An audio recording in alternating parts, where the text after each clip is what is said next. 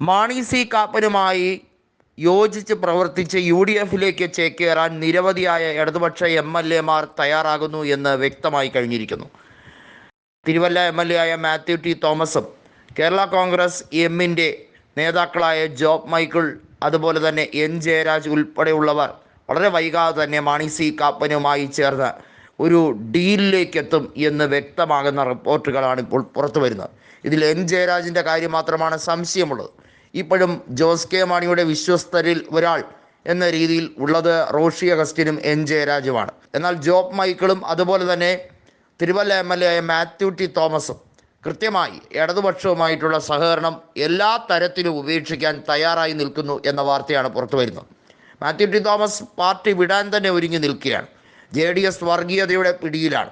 കർണാടകയിലാണ് JDSൻ്റെ പ്രഭവ കേന്ദ്രം എന്നതുകൊണ്ട് തന്നെ അവിടെ ദേവഗൗഡയുടെ മകൻ കുമാരസ്വാമി BJPയുമായി ഉണ്ടാക്കിയ ടൈഅപ്പ് ചെറുതല്ല. നിലവിൽ കുമാരസ്വാമി കേന്ദ്രമന്ത്രിയാണ്. BJPയുടെ ഭരണത്തിൽ അവിടെ ക്യാബിനറ്റ് മന്ത്രിയായി ഇരിക്കുന്ന ദേവഗൗഡയുടെ മകനെ ഇനി പറഞ്ഞു മാറ്റാനൊന്നും കഴിയില്ല. തീർച്ചയായും കേരള ഘടകം ശക്തമായി ഇടതുപക്ഷത്തിൻ്റെ കൂടെ നിൽക്കുമ്പോഴും ഇടതുപക്ഷത്തിൻ്റെ ധാർമ്മികത എന്താണെന്ന് ജനങ്ങൾക്ക് മനസ്സിലായി കഴിഞ്ഞിരിക്കുന്നു. ഇടതുപക്ഷം എന്ന് പറയുന്നത് വർഗീയവാദത്തിന് കുടപിടിക്കുന്ന സംഘം ആളുകളുടെ കൈപ്പിടിയിൽ ഒതുങ്ങിക്കഴിഞ്ഞിരിക്കുന്നു എന്ന് മാത്യു ടി തോമസ് അടക്കമുള്ളവർ വ്യക്തമായി മനസ്സിലാക്കി കഴിഞ്ഞിരിക്കുന്ന സാഹചര്യത്തിലാണ് ഈ ഒരു തീരുമാനം.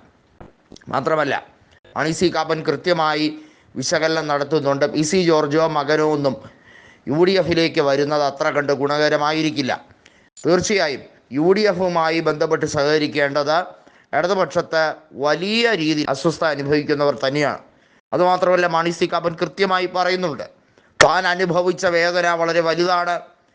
ഇടതുപക്ഷത്തിൽ നിന്നുകൊണ്ട് കേരള കോൺഗ്രസ് M സ്ഥാനാർത്ഥിയെ പരാജയപ്പെടുത്തി NCPക്ക് പാലായിൽ ആദ്യ ജയം നേടിക്കൊടുത്തിട്ടും പിണറായി വിജയൻ തന്നെ കരിവേപ്പല പോലെ എടുത്തു കളഞ്ഞു ജോസ് കെ മാണിക്ക് വേണ്ടി. എന്നിട്ട് പാലയിലെ ജനങ്ങൾ തീരുമാനിച്ചത് എന്താണ് എന്ന് മനസ്സിലാക്കൂ എന്നാണ് മാണി സി കാപ്പൻ പറഞ്ഞിരിക്കുന്നത്. NCPക്ക് ഒരു MLA കൂടി കിട്ടുമായിരുന്നു എന്നുള്ളത് മാത്രമല്ല, ജനങ്ങൾക്ക് തന്നോടുള്ള അഭികാമ്യം വർദ്ധിച്ചു കഴിഞ്ഞിരിക്കുന്നു. വളരെയധികം സ്നേഹം പാലായിലെ ജനങ്ങൾ തനിക്ക് തന്നിരിക്കുന്നു. ജോസ് കെ മാണിയെ ജനങ്ങൾ തിരസ്കരിച്ചതുപോലെ തന്നെ ഇപ്പോൾ KM മാണി ഉണ്ടായിരുന്നെങ്കിൽ പോലും തന്നോട് മുട്ടി ജയിക്കാൻ കഴിയില്ലായിരുന്നു എന്നാണ് മാണി സി കാപ്പൻ പറയുന്നത്. വളരെ വിദഗ്ധമായി തന്നെ നോക്കിയാൽ അവിടെ ട്രെൻഡ് ഇപ്പോഴും മാണി സി കാപ്പന് വളരെ അനുകൂലമാണ്. ഇനി അത് ഭൂരിപക്ഷം 30,000-ഓ 40,000-ഓ ഒരുപക്ഷെ 1,00,000-ഓ കഴിയാൻ ഒരു പാടുമില്ലാത്ത രീതിയിലേക്ക് മാണി സി കാപ്പൻ പാലയെ അടിമുടി തൻ്റെ സ്വന്തം ഉരുക്ക് കോട്ടയാക്കി മാറ്റി കഴിഞ്ഞിരിക്കുകയാണ്. അതുപോലെ തന്നെയാണ് തിരുവല്ലയിൽ മാത്യു ടി തോമസ്. ഏത് മുന്നണിയിൽ നിന്നാലും മാത്യു ടി തോമസിന് ജയം ഉറപ്പാണ്. ചങ്ങനാശ്ശേരിയിൽ ജോബ് മൈക്കിളും അതിനുവേണ്ടിയുള്ള തത്രപ്പാടിലാണ്. ഇത്തരത്തിൽ കേരള കോൺഗ്രസ് എമ്മിനെ ഒന്നുമല്ലാതാക്കുക എന്നുള്ളതാണ് മാണി സി കാപ്പൻ്റെ ഉൾപ്പെടെയുള്ള ലക്ഷ്യം. ഉരുളയ്ക്കുപ്പേരി എന്നതാണ് മാണി സി കാപ്പൻ്റെ ലക്ഷ്യം.